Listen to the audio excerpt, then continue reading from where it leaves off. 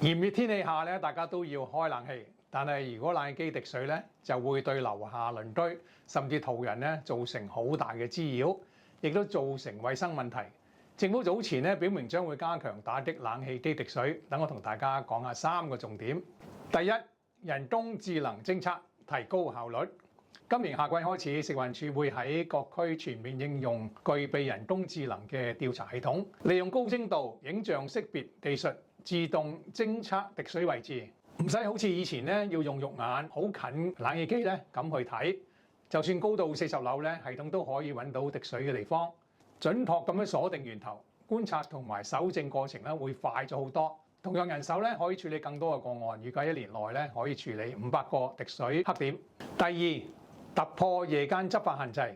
好多冷氣機滴水問題咧發生喺夜晚，但係喺黑暗嘅環境入面咧，確定滴水源頭咧並唔容易。而呢個新嘅系統咧，以 AI 配合紅外線夜視鏡，自動標示滴水源頭，即使喺夜間、清晨呢啲低光嘅環境咧，滴水源頭都會無所遁形，突破過去嘅執法困難。第三，業主有責任處理